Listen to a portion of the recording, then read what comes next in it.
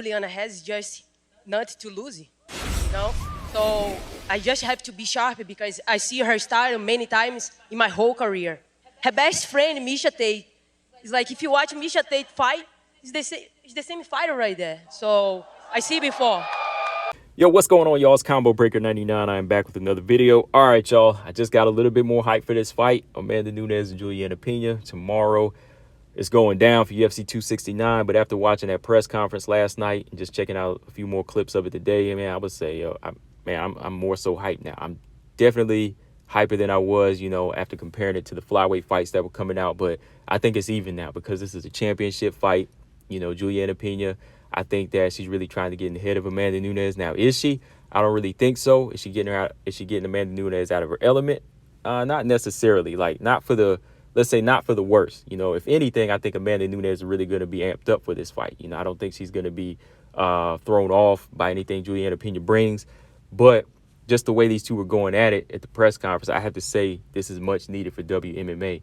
And this is a good example of what a lot of these other ladies need to do out here. Now, if they don't want to go back and forth, they just need to start checking other fighters. They need to just start fact-checking fighters and calling them out and letting them know that, look, this is a business. It's nothing personal, but you got something I want. That's what it all comes down to. And Juliana Pena, I think she's really doing a good job at selling this fight. Like I said, she's got the champion riled up. She's got her talking, and that's what I like.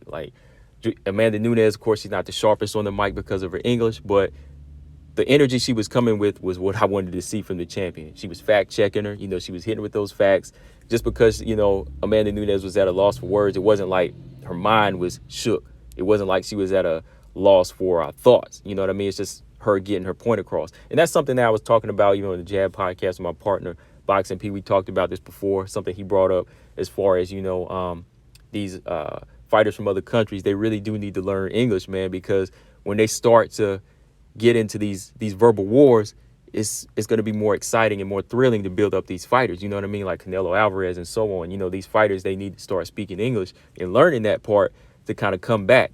I know it's not really them, but at the same time, you can still come with something like Amanda Nunes was doing. She's starting to get a little sharp with the tongue. But if anything, like I said, Juliana Pena, she was trying to make her little comeback here and there. Like some of the stuff, of course, if you fact check it, we all know who the better fighter is and who's had the more success here. But the way Juliana Pena could just throw shots is what was keeping Amanda Nunes on her game, or at least trying to, or at least you see what's kind of pissing Amanda off, right?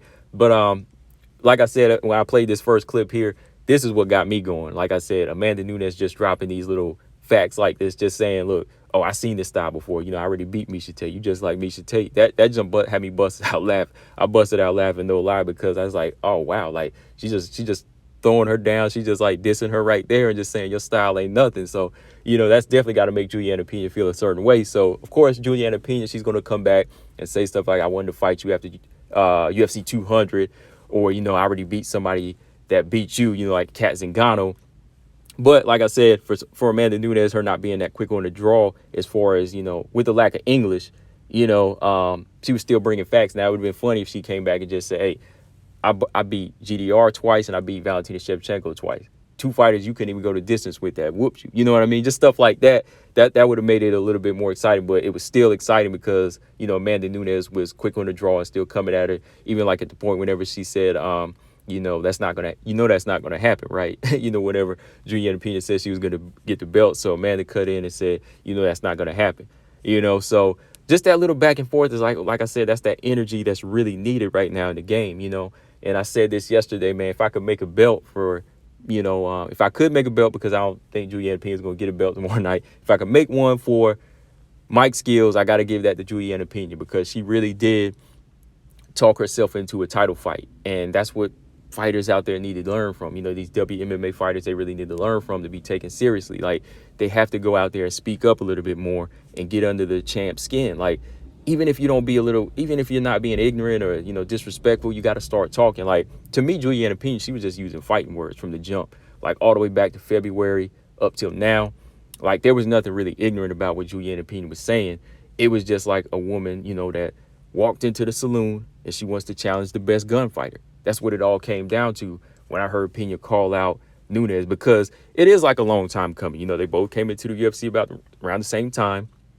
And yes, Pena been wanting that fight, but All the while she's calling Nunes out, she's been overlooking her, and that's what's been costing her these fights, because every time I pick Pena to win fights, she would lose. So, I can safely say that, like, just going by history, like, Pena may have wanted that fight and she wanted that smoke, but she was always reckless and she came up short every chance she got.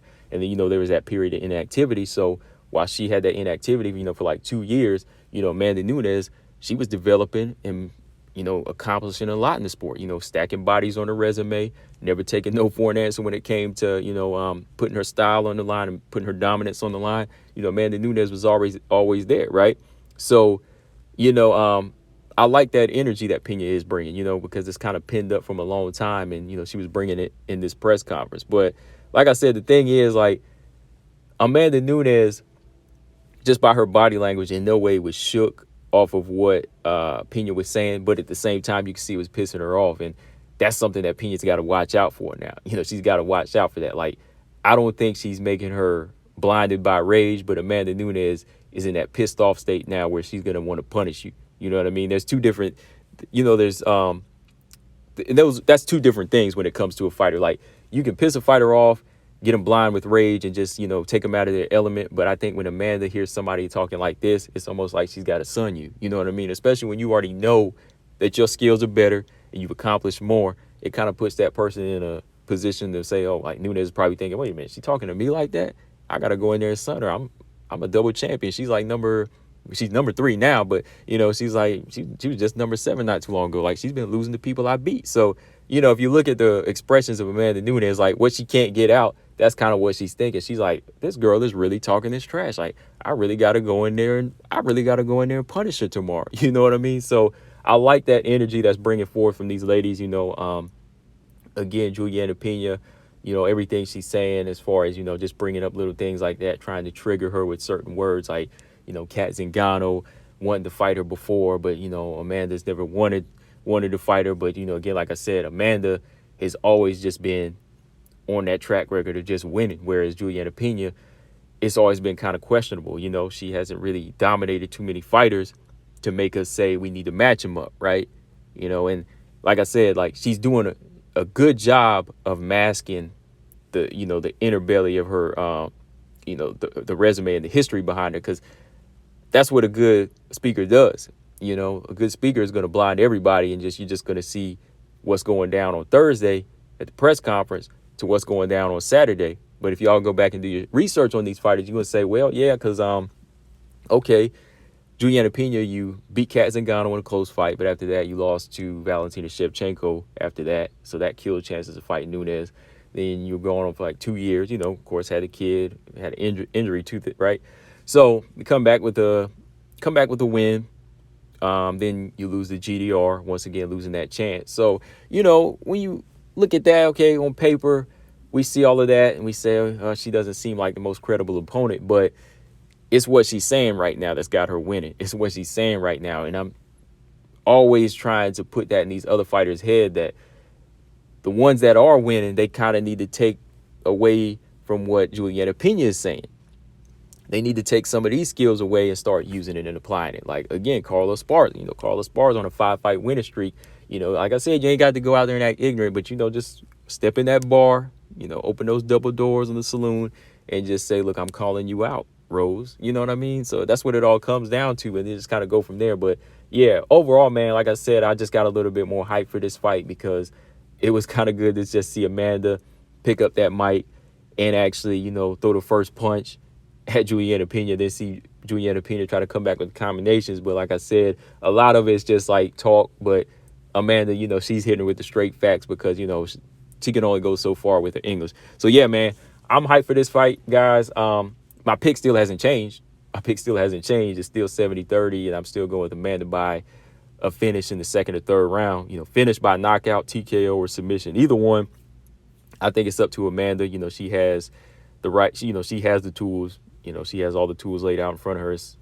It's all on her, on what she wants to do. Because, I still think Juliana Pena is still going to be a little reckless at times in this fight. And we all know Amanda Nunes is good at capitalizing on a fighter's mistakes and being quick on the draw, just like that. When she sees that opening, she's going to take it any way she can.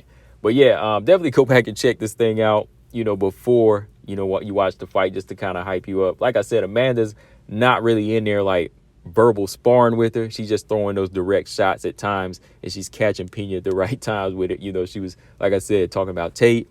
You know, they're just saying, hey, you know you ain't never gonna be champion. You know, just saying the right things, just saying, look, I already beat, you know, I beat Shevchenko and I beat GDR. And I'm like, oh, you know what I mean? Because, hey, she's speaking facts. You know, 4 fights between those two, whereas Juliana Pena, she was finished by both of them, you know? So, hey, enough said, right?